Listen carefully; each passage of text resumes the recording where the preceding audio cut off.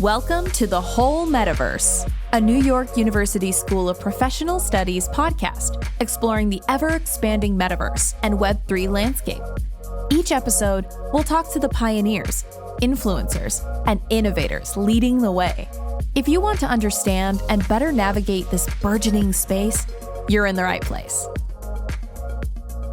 Welcome to the Whole Metaverse podcast, the NYU podcast about the metaverse. Dr. Elizabeth Haas and I, Pierre Gervois, are the co-host.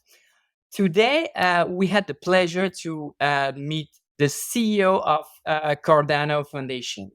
Cardano is one of the major blockchains. It's the headquarters of the Cardano Foundation are based in Switzerland. And it was a truly insightful interview.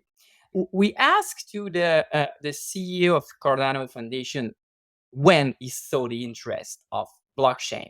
And he told us he started his career as an executive in the financial industry. And he was concerned by the social justice issue. What about individuals who are not considered bankable by big financial institutions? That's a major issue in terms of equality. And he realized that cryptocurrency was a decentralized way of allowing individuals to exchange funds without the need for a central bank. So he liked this concept in that regard. And also he put an emphasis on the concept of trust behind the blockchain. The lack of trust can be a very big issue in our society, in business transaction, in government relations with citizens. And the blockchain is solving this particular issue. So trust for him was really one of the pillars of the blockchain. And also, he talked in a very poetic way about the human aspect of a particular blockchain and the human aspect of Cardano in particular. He was referring it as what is important is not just the programming, the lines of code of the blockchain. It's the people who work around it. It's the team spirit, the soul of a blockchain and the entire community. So we had a very human-centric approach about the blockchain that was really interesting. You know, I also thought that his whole concept looking forward, being interoperable across geographies and blockchains, and what was so important about it remaining decentralized was quite interesting too. Not letting, someone else own your data. Yes. And how that plays into whether it will be successful or not in his mind. Somewhat of the other side of trust, what it's going to take. It's very enjoyable. So let's watch, and thank you for watching. I would like to open a question about your personal story as an entrepreneur. At what point in your career did you realize, oh my God, the blockchain, Web3, the metaverse, these applications are going to change the way society can do business, the way people can work together? When this moment happened for you? Yeah, well, so I was basically working in the institutional business of building infrastructure for banks. So I was building infrastructure for banks, and I was building asset managers and fund managers, and I was kind of on this journey of democratizing capital markets and access to capital markets, because I had this, this dream that everybody should be equal and have equal access to the tools of finance. Because we cannot have this an upper class who has always wins, right? So I thought that it must be good if everybody has equal access. And I was working in Switzerland at that time, and then suddenly the first Bitcoin companies came, and a little bit later the Ethereum Foundation incorporated and so on. And one of the things I couldn't understand was, why couldn't they just get normal corporate services? So just like a currency hedge, euro dollar, in my bank. So I spoke a lot to the compliance functions, and they all said, this is really bad. And I said, yeah, but hold on a second. The technology is not bad. The use case might be bad. And secondly, they are following all the rules in Switzerland. So why can they not have a bank account? If they can be incorporated, they can be regulated, they're following all rules and all compliance, why should they not be able to work with my bank? But the bank was still like, pushing back. And then I said, you know what? Then I'm going to help them anyway. So I started, ensuring that they got banking services and ensuring that they got access to capital markets, because somehow in my mind they became unbanked, which was a bit odd, right? Because at that time Bitcoin was all around, disintermediating banks and killing the trust equation and so on. So in a certain way, it was like a little unbanked population which I was starting to help. And the more I started to understand the underlying technology, the more that fascinated me a lot and showed that there might be some hope for humanity in a different way where we can interact with each other. So not only were I interested in the actual crypto space, but I was much more interested in about this equal footing the actual Bitcoin blockchain could do for us. Okay, so social justice and access was important. Yeah, I have a couple questions on that front because it's so aligned with really what Mayor Shivi sees in terms of much of crypto. It's about the ability to bank the unbankable. It's a vehicle for transactions, not an asset. And I just wonder, your view on that black and white perspective. So I would go even further, right? Imagine a world where the richest people in the world uses the same system as the poorest, and both groups have a better system that they had before. So instead of going from this kind of split system we have today, we go to more like a unified system, like interoperability. And the reason why I want to go further is because I don't only think about transactions, so sort of in a capital markets aspect. I think about that a good third generation blockchain, specifically one who needs to incorporate the metaverse, you need to be able to articulate value, not just as financial value, but also as intellectual property right, as art, as title registry, as cooking recipes, wherever that might be. It can be a lot of things we associate with value. The second thing is identities. So going back to this banking the unbanked, one of the biggest reasons we are not able to bank a big part of the world population today is because they don't have what we in the West call a solid identity.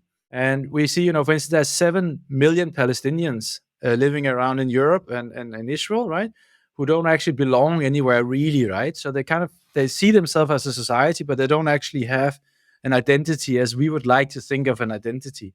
So very often you think about fishers in Ethiopia and so on, who might not even have paperwork, right? But there's actually also, in very, developed countries, we see large populations who don't uphold to those kind of, let's say, ideals about what identity is today. So I think identity is a good blockchain needs to have multiple layers of identity. And we don't need to necessarily think about this as threatening democracy. On the contrary, if you look at eBay, I think eBay is a fantastic example. I'm a big fan of eBay, by the way. But if you look at eBay, right, if you don't know the other side of the commercial transaction, you look at how many times did he sell something before. And the more times he's kind of been selling something and everybody gave him a good rating, you can see he actually paid on time, the more you trust that person.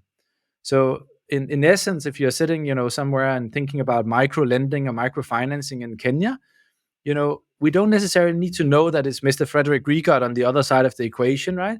But if I can sort of prove through some kind of a digital identity that I pay back my small mortgages, whether it's $5 or $10, every single day, and I might slip once or twice, but overall I have maybe like 500 transactions, I would have no problem sitting in Switzerland and being the counterpart to a micro loan on that equation, right? So I think these blockchains, as we see them today, are really going way beyond capital markets and into identity, into trust, into the ability for us to express ourselves. So we can go away from double voting and give people the ability to maybe participate in the local community and have a voice where they might not have before because they never had the opportunity to get a national identity card. How would you help a potential user of a blockchain, let's say a person working, an executive in a company who is considering to choose a blockchain for a particular application? There is a lot of choices out there. They could think about Cardano, Solana, Tezos, Polygon. What would you say to say, hey, we think that Cardano is the right choice for you? So I'm a very boring guy. I think about uptime. I think about, if something really matters to you and is really near and dear to your heart, or is near and dear to your family, or near and dear to your employees, or near and dear to a hospital who's treating patients, what you really want is a high resilience, right? So the first thing I always say is that the blockchain is a very horrible value proposition. We are asking people to rely on a database you don't own, you don't control, and where you cannot really predict if it would even exist as it does today in the next 5 to 10 years. So under normal circumstances, you will always go with a centralized system where you hold the keys to the control and you can put it into your hard drive or into your servers, and you can run a bespoke side of it. So I think what I would do as a CEO, first of all, was take one step back and think about, why would I even need to use a blockchain? Why does that really matter? And the second thing I would look at is, how does that become economic sustainable? And what is the governance model of the blockchain? And thirdly, if this really is an immutable database who has these hard written rules into it, is there some places where these rules is been broken or is not holding true? So I would probably really start by not looking at the internet, not looking at YouTube, and really start, looking into the game theory of what makes this blockchain work. And then suddenly what you will discover is that there's not that many blockchains out there, because the blockchain's value proposition is not the technology. The technology has to be up to a certain standard. But most of the real good blockchains have what we call public source technology or open source technology, which means that Liz and Pierre and me, we can actually spin up a version of Cardano, which technically will be just as good as Cardano is today within a few hours. So if it's not the technology, and we are giving this away for free, we're giving, we've written like over 170 peer-reviewed papers in academia, right? With the research background for this blockchain. We're giving that, all of that we're giving away for free in open source licenses, and we're encouraging people to copy it. What is it that makes the blockchain safe, immutable, who makes it economic sustainable? And that's actually the people and the businesses who live on it. It is the people who take the choice you were just asking me about, Pierre, and says, I'm going to pick Cardano instead of something else. It's their belief and how much belief they show into it. And then it becomes a bit scary, because then suddenly we're back to a social system. So if you want to look at it from a very high level, I don't know how technical you want to be today, right? But there's two systems who need to meet to make a perfect blockchain, right? One is the technical system, which, as I told you, is for free, right? So it's given away, and you can just, like Legos, you can take, from Tessers and Algorand and us, and you can build whatever you want, right? And the other one is the social system. And if the social system does not become the trust anchor underlying the blockchain, you just have a dumb piece of technology which, it has no value. So this social system is actually the underlying value proposition of the blockchain. And we are not used to looking at that from a commercial perspective when we do due diligence and we are looking at technology. We're looking at price, we're looking at transactions per second, we're looking at branding, we're looking at affiliation, but we're never really looking at the social systems, right? So if it's a social system that's the differentiator, what's unique about Cardano's social system that makes it better than everyone else's? So I'm always very scared about talking about why Cardano is the best, because obviously I'm very biased. I work for the Cardano Foundation. I'm the CEO there, and I contribute to this system every single day. But there's a couple of things I would like to highlight when you ask me about the social system. And the first thing I would like to say is, do you have these kind of parties in New York where everybody brings a dish? So you bring a little bit of food and then you share, and then you're having a good day. So there's something specifically happening if you go to one of those parties and there is not enough food, then it's always a little bit like, why didn't you bring more? And it kind of has a bad, mood, a bad vibe to it. So a good blockchain, people actually need to contribute more to it than what they're getting back. If that's not the case, it won't really scale. And what's very special with Cardano is that we have over 3,000 anonymous stake pool operators. We call it validators. So this is this very environmental friendly way of building security into blockchains, right? And they are every single day contributing to the security and the continuous operational part of Cardano. And a couple of weeks ago, we had a sort of a kind of a bug in the system, right? And what we saw was that the architecture restarted the system automatically. So there was no single single entity. The Cardano Foundation didn't need to go in and do something, right? The architecture of the system restarted itself. But you know what? In the middle of the night, these validators got out of bed, and they're not working for the Cardano Foundation. They're just actively contributing here. They got out of bed and started doing bug finding and doing error protocols. And they not everybody, not all 3,000, right? But a good handful started professionally collaborating together across Discord channels, Slack channels, and started, figuring out what was wrong here together with the companies. And I think then you have this party, right, where people are willing to contribute more than what they give back.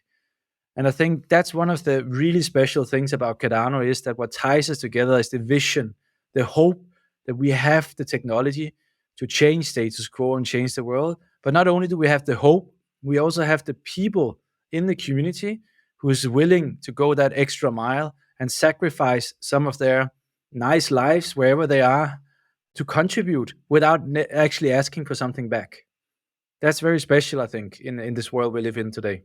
I don't know if you know, but we created a student NFT gallery that we built on Cardano. I didn't know that. That's amazing. It's called Art Lab, ARTLABB for the double B, but blockchain.io. So we built that with Cardano, actually, for our students. Thank you very much for doing that, because actually this is one of the things I'm really hurting with at the moment, as I'm trying to teach people the differences of what NFTs are and what they aren't, and the different ways you can create them, but also the different incentive models and the different constructions you can do around it.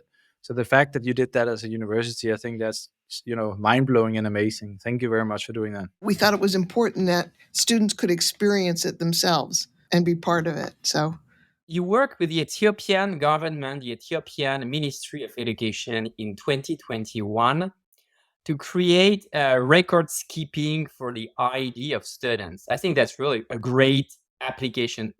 Could you tell us a little bit more about this particular project? Yeah, so this is actually a project from IOG, which is the creators of the Cardano blockchain. And the reason why it fits very well into what I'm speaking about here around social systems is because specifically in small and medium income countries, the rest of the world, we have a lot of distrust to their institutions, and probably rightfully so, right? We've seen a lot of changes, and it's very hard for us to kind of, look at the quality of education or the quality of counterparts and so on. And one of the things we notice is when we look at displaced people around the world, that if a person gets displaced, and like a refugee, for instance, it's very hard for them to verify and authenticate their life story, but also being able to add economic and social value to the country who's, taking care of them either for permanent or for a short while.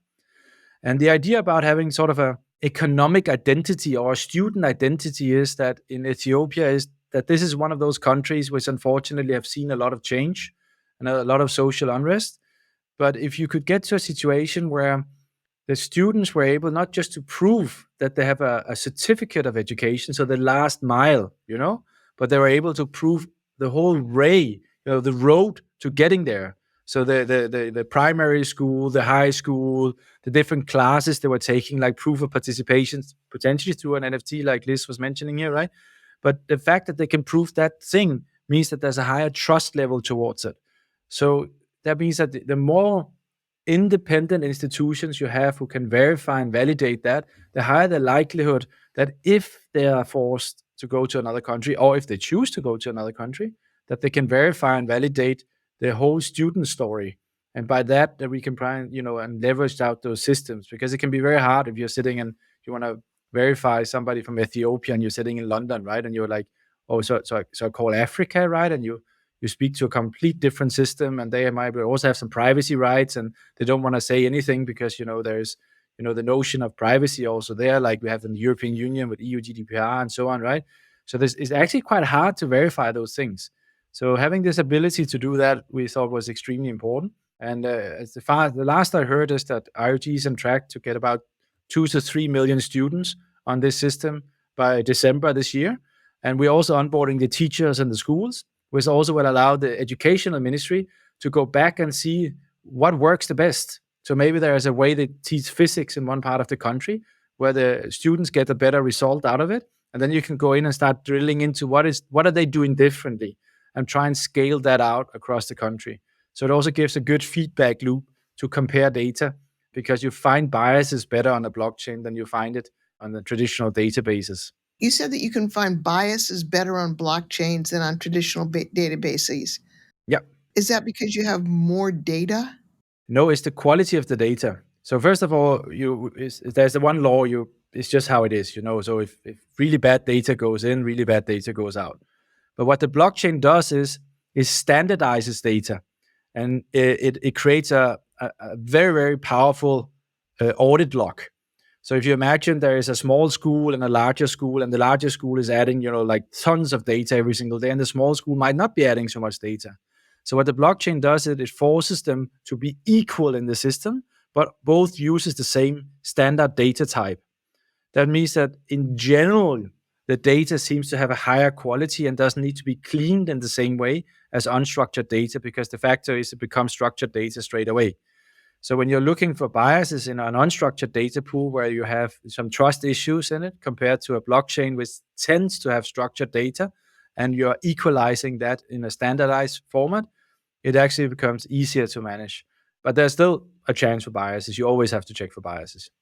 And does Cardano has a particular strategy to work with governmental entity like government at regional level, at city level? Have you considered working with cities, working with mayors to improve the life of citizens through blockchain-based projects? I think we maybe not on a nation state, so on a city-state level, no. But we do have a nation-state and a larger strategy, and that goes along two ways. So there's a big problem with blockchains, and it's sort of the elephant in the room. So a really, really powerful blockchain needs a cryptocurrency, but a cryptocurrency does not need a blockchain. And unfortunately, what we've seen right now is that there's a lot of confusion about cryptocurrencies, and there's a lot of, a lot of people are just kind of being very opportunistic about all this cryptocurrency stuff. So that means that there's a lot of scrutiny around what we call a utility token, which is the access to a really good public permissionless blockchain. So we have a regulatory strategy where we've divided the world. So I'm covering Europe, UK, Switzerland, Luxembourg, Liechtenstein, Asia, so mainly Singapore. And from the regulatory perspective, where we are interacting with the regulators, we are helping to answer questions around how should they regulate this, how should they enforce this, how does the incentive schemes look like, and in general trying to ensure that wherever you are, you can actually use the native token ADA to get access to the powerful blockchain of Cardano. The other approach we're having is that we're actually working with nation states to try and solve real problems by using blockchain. So an example of that is the country of Georgia. So what many people don't know is that Georgia, the country of Georgia, most likely was the birthplace of wine, but they were part of the Soviet Union. So when all this marketing boom came, where we really learned about, Cutler's world, with all this, marketing and so on, Spain and Italy, California and so on was really making a very, very strong brand for themselves. And Georgia was not even allowed to sell to the European Union or outside the Soviet Union. So there was a huge gap there. But actually, export wine from Georgia is some of the most quality controlled wine in the world. But how do you prove that if you don't have a brand and you don't have billions of dollars to engage and a 20-year history of actually learning this? So what we actually did is we put export wine bottles from a little family-owned winery on the blockchain. And I thought by securing the actual quality and the supply chain, we would make a difference. And we didn't. What happened instead was that there was, I call it blockchain citizens, who were suddenly going in and finding wine on the blockchain. And they were like, oh, so I can actually find some wine on the blockchain. And that means that when I buy something on the internet, I will have a higher trust that it has the quality, that the actual wine bottle is tracked and so on. So suddenly it became the distribution who was the sort of the carrot and not the actual supply chain. Now the supply chain added to that trust equation, but suddenly we had a situation where up in Norway, they were starting buying Georgian wine, and then we're not, the Georgian government have never seen that before in that kind of scale. So now we're actually putting 100,000 bottles, and we are adding the Georgian government as being a validator. So they're writing directly to the blockchain around these 32 quality parameters on it. They're also using some AI and some other stuff. So we're trying to kind of look at where can we help, nation states to solve real problems, like for instance how they trade with other nation states, but also how they position themselves in the world economy, and use blockchain for good. So that example of the Georgian wine, in some sense, is a branding issue, is helping nations create brands. Is that the primary role you're playing with nations now? We have not seen it yet how it will play out. I mean, this is just an example of how a nation state is using blockchain in their infrastructure to change the brand, but also to push products and get economic growth into very small businesses who is having difficulties in attracting capital to grow their business, right? I think, it's nearly the same if you look inside the country, right? Did Cardano find this, or did the country come to you with the issue? Oh, that's an excellent question. I think it was a little bit of both. So we actually worked with the Georgian government also to change the legislation to be able to do some of that. But the Georgian government, before we interacted with them, already were working with the title registry and some other blockchain use cases. So this specific use case was sort of a little bit of a trial and error, meaning that they had some ideas, we had some ideas, and it turned out to be a third idea, which was a really good match. And now we're working on a range of other ideas there. It tends to always be not what you think you will do, you end up doing, but you're doing something else around these things, because it's sort of like you're learning about what their problem is and they're learning about what the technology can do, because the technology is still very new, right? And specifically when you think metaverse as well, there's a lot of confusion about what is the metaverse and what isn't it, and should blockchain at all be involved, and so on, right? So there's quite a lot of learning from both sides of the equation. So I think it's a very hard question to answer right now and say, who's looking for who here? On the definition piece, how do you define the metaverse? And how do you define blockchain? So this is where I always get hurt, right? Because I remember I went into the metaverse some 20 years ago in something called Second Life, because my bank opened up a virtual bank branch in there, and I had to sell structured products, including Lehman products, which, as you probably know, went really bad, right? And it was a complete disaster, right? And now here, 20 years later, people are really excited about these virtual worlds and they can express themselves in there. And I was like, I was a banker 20 years ago with an avatar, trying to democratize access to capital markets in a computer-made world. But the way I think about it, I think more about Web3. So I think about Web3 as being the third generation of the World Wide Web. My hope, but that doesn't mean that it will be so, but my hope is that it's going to be more decentralized and open up to everybody with a bottom-up design. And I hope that it was going to build on top of blockchains and developments in the semantic web, which describes like a network of meaningful linked data. So if we go back to the Web 2, right? So Web 2 was this ability that we can not only read, but we can also express ourselves in there. What's happened in Web 2 specifically is that we've seen a very large centralization. So we see some very centralized operating models which earns money and is made to give you what you're looking for, but not necessarily what you say you're looking for, but kind of spark some centers up in your brain to kind of give you joy by saying, hey, you are right. Whatever issue it is, it will just show you more to kind of get you into that situation. Now blockchain is different because blockchain has a different concept. Everything costs something on a blockchain.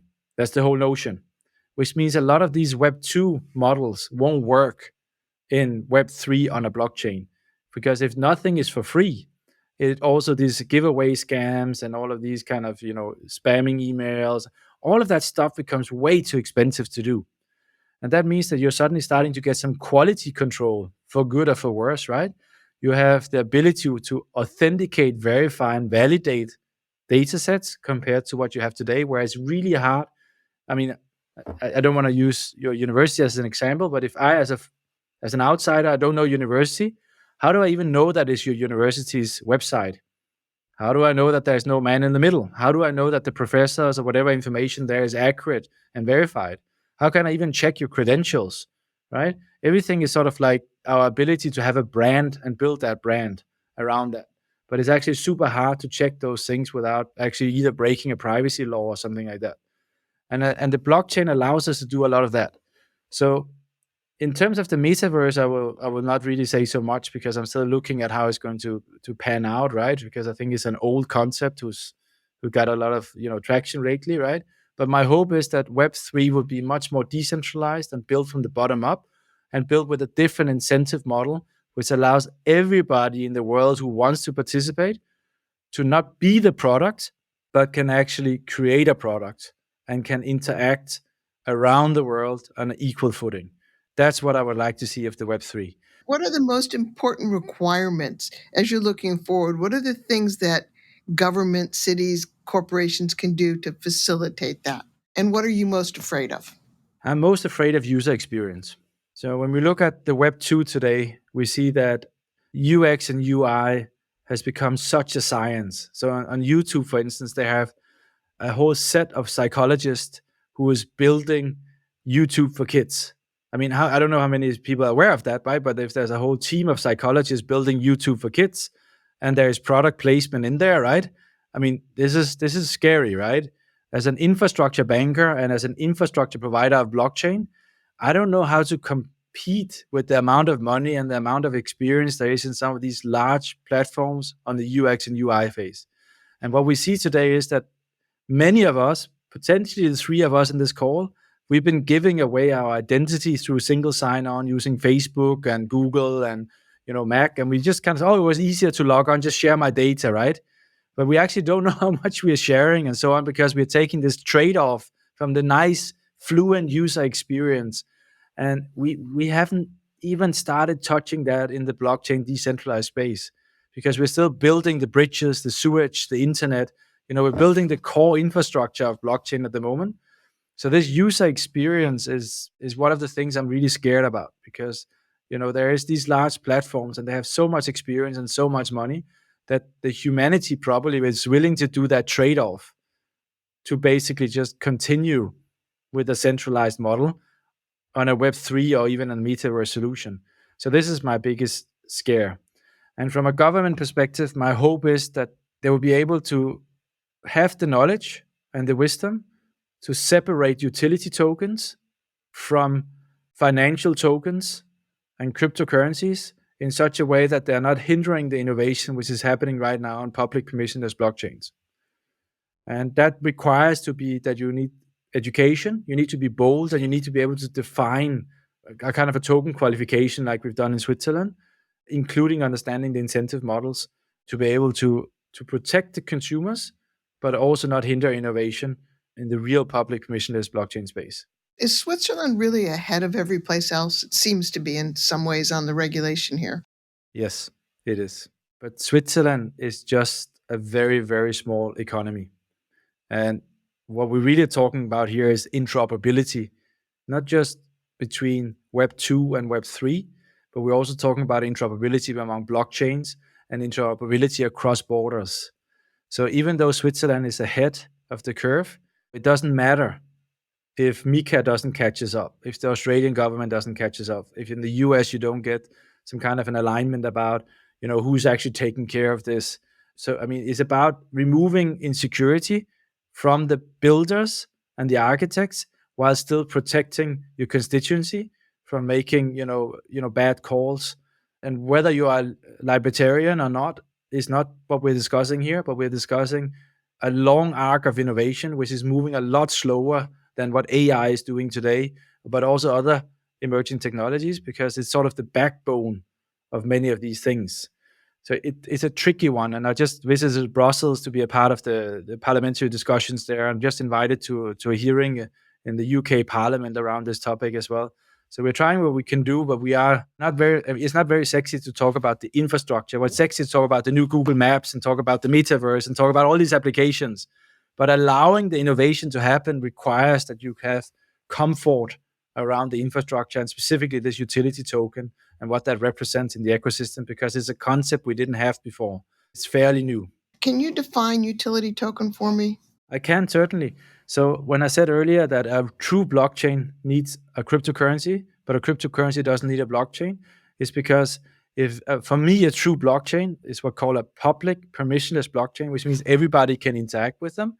But the way we protect the blockchain means that there is no contractual counterpart. It's not like you're having a corporation, a limited liability corporation, and then you're signing up and there's general terms and conditions, right? What actually runs this blockchain is these validators or stake pool operators.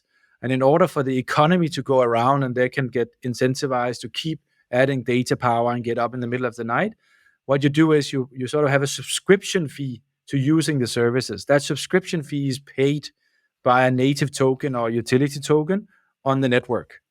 However, from a regulatory perspective, it doesn't matter how you design the utility token. If the population uses this for gambling and speculation and get hurt, you're concerned, right?